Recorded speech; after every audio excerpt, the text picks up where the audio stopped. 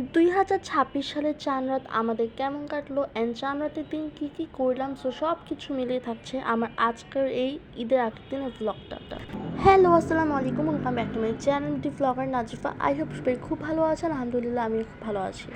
সবাইকে চাঁদ রাতের অনেক অনেক অনেক বেশি শুভেচ্ছা জানিয়ে আমি আমার আজকের ব্লগটা শুরু করছি। আব্বু একটু বেস্ট বাই এসেছিলো বিকজ আমাদের একটা ঝুলঝাড়া ঝাড়ু লাগতো, একদমই পুরানো হয়ে গিয়েছে, না কিনলেই না, তার জন্য। আমার বাবা যেখানেই যাক না কেন আমি বলে দিই আমি যদি না থাকি তাহলে আমার জন্য যেন অন্তত কিছু হলেও ভিডিও করে নেয়।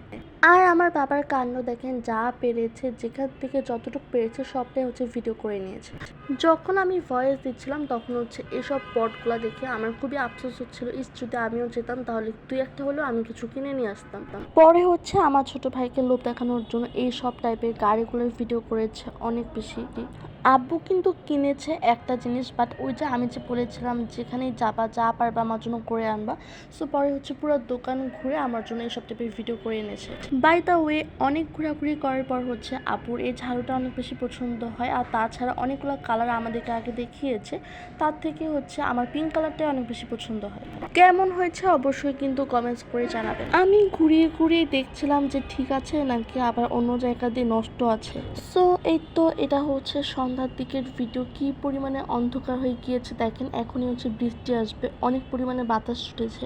আমার কাজ একটাই, বাহিরে যাই বা না যাই একটু পর পর এসে ওয়েদারটা চেক করা। ওয়েদারটা চেক করতে আমার কাছে অনেক বেশি ভালো লাগে। আর এই যে দেখেন এখন 6:30-র মতো বাজতেছিল। পদ্মাটার উড়াউড়ি দেখলে আপনারা বুঝতে পারবেন যে কি পরিমাণে বাতাস ছিল সেই সময়টাতে। বাই দ্য ওয়ে, এখন মোটামুটি 7টা কিংবা 7:30-র মতো বাজতেছিল। আমার রুম সম্পূর্ণটা ক্লিন করলাম। কালকে যেহেতু ঈদ আর আমার রুমের লুকটা একটু চেঞ্জ করবো না সেটা তো হতেই পারে না। এই চাদরটা অনেক দিন হয়েছে বিছানো হয় না, তাই ভাবলাম বিছিয়ে ফেলি। এই দিনে কিন্তু ভালোই গরম ছিল। প্রথমে ভেবেছিলাম যে এসিটা ছাড়বো, পরে ভাবলাম যে না, যেহেতু সার্ভিসিং করা নেই, পরে ছাড়লে যদি কোনো প্রবলেম হলো তাই আর ছাড়লাম না। আর এই যে আমার রুমের উপরের সাইডগুলো মা কিছুদিন আগেই ক্লিন করেছে, যেহেতু সামনে ঈদ তাই। আর বাই দ্য ওয়ে, এখন যে জিনিসটা শেয়ার করছি সেই জিনিসটা আমার বোনের ইমোশনাল। ও সবসময় বলে মেহেদি না দিলে আমার কাছে ভালোই লাগে না। মেহেদি আমার ইমোশনাল। আমার চাচাতো বোন অনেক সুন্দর করে মেহেদি দিয়ে দিতে পারে, পরে আমার বোন ওর কাছে যায় অ্যান্ড এত সুন্দর করে দিয়ে দেয়। আপনারা অনেকেই বলতে পারেন যে আমি কি দেই নাই, আসলে মেহেদির যে স্মেলটা সেটা আমার সহ্য হয় না, তাই আমি দেই নাই। ওর মেহেদি দেওয়াটা কেমন হয়েছে অবশ্যই কিন্তু কমেন্টস করে জানাবেন। সো এই তো মা এখন ডেজার্ট আইটেম বানানো শুরু করে দিবে, যেহেতু দুধ বরফ ছিল তাই ছুটতে দিয়েছে। আমার মা আমার ছোট ভাইকে দিয়েছিল বাদাম ছেলার জন্য, মাঝখান দিয়ে আমার বোন অ্যাটেন্ড করেছে, বিকজ ও বলে চায় যে ও সবসময় কাজের মধ্যে ব্যস্ত থাকুক, কোনোরকমভাবে ও ওকে ফ্রি রাখতে চায় না। মাঝখান দিয়ে দেখেন আমি কিন্তু আবার অন্যরকম, আমি ওর তার থেকে সম্পূর্ণই আলাদা। আমি চাই যেন সবসময় ফ্রি থাকি, কোনো কাজে প্যারালেই আমার মাথাটা প্রচণ্ড পরিমাণে গরম হয়ে যায়। মাঝখান দিয়ে দেখেন কি পরিমাণে ঝুমঝুম বৃষ্টি স্টার্ট হয়েছে, পরে ভাবলাম যে এটারও একটা ভিডিও নেই। বৃষ্টি যখনই আসে তখনই আমাদের এই ছোট রুমটা, মানে আমরা যে রুমে সারাদিন থাকি সেই রুমটা এত পরিমাণে অন্ধকার হয়ে যায়, মনে হয় পুরো রাতই হয়ে গিয়েছে। বৃষ্টির সামনে বেশিক্ষণ না থেকে আমি মাকে কিছু কিছু হেল্প করার জন্য চলে আসি। যেহেতু আমি মায়ের বড় মেয়ে, তার মানে তো আমারও কিছু দায়িত্ব আছে, তাই না? যতই কাজ না করি মাঝে মাঝে তো টুকিটাকি করতেই হয়। সেমাই রান্না করাটা যেহেতু খুব ইজি একটা ব্যাপার, তাই আম্মু সেমাই থেকে শুরু করতে চেয়েছে। প্রথমে দুধ চাল দিয়েছে, এরপর অ্যাড করেছে দারচিনি, এলাচি, যা যা আছে আর কি। যেহেতু সিম্পল একটা রেসিপি তাই বেশি একটা সময় লাগেও নি। ফাইনালি মায়ের সেমাই রান্না করা শেষ। যারা আমার নতুন ভিউয়ার্স আছেন, যদি কোনো অংশে ভিডিওটি ভালো লেগে যায় তাহলে প্লিজ আমার চ্যানেলটি সাবস্ক্রাইব করে ছোট্ট থাকা বেল আইকনটি অবশ্যই ক্লিক করে রাখবেন। এই ভ্লগটার পরেই কিন্তু ইনশাল্লাহ আমার ঈদ স্পেশাল ভ্লগ এসে পড়বে। সেমাইয়ের কালারটা কিন্তু মাশাল্লাহ অনেক বেশি সুন্দর হয়েছে। পরবর্তীতে আম্মু পুডিং বানাবে। প্রথমে ক্যারামেলটা বানিয়ে নিচ্ছে। আমি কিন্তু ট্রাই করেছি প্রত্যেকটা রেসিপি থেকে একটু একটু করে নেওয়ার জন্য।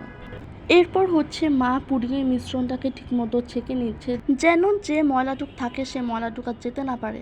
এই বড় পাতিলের মধ্যে প্রথমে পানি দিয়ে তারপর স্ট্যান্ডটা বসিয়েছে, অ্যান্ড যে ডিশটা আছে পুডিংয়ে সেই ডিশটা বসিয়ে তারপর ঢেকে রেখেছে।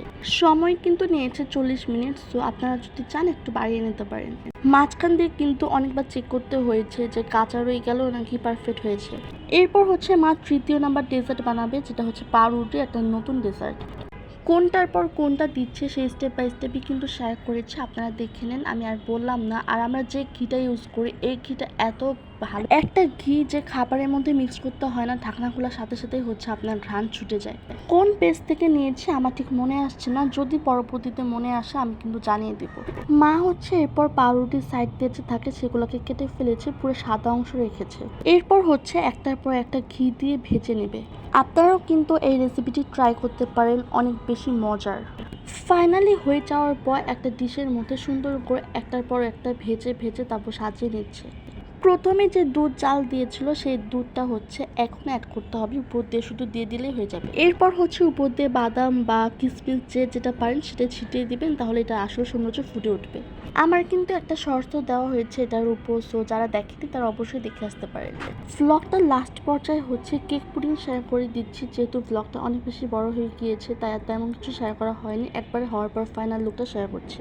মাশাআল্লাহ দেখতে কিন্তু অনেক বেশি সুন্দর হয়েছে, সো যারা যারা খেয়েছে অনেক বেশি সুনাম করেছে। আপনিও যার কাছ থেকে সুনাম পেতে চান তাকে একবার হলেও কিন্তু এই পুডিংটা বানিয়ে খাওয়াবেন, দেখবেন সে সুনাম করতে করতে আপনাকে পাগল বানিয়ে দেবে। আমার এই ভ্লগটা এই পর্যন্ত, সবাই খুব ভালো থাকবেন অ্যান্ড আমার জন্য প্লিজ বেশি করে দোয়া করবেন। আল্লাহ হাফেজ।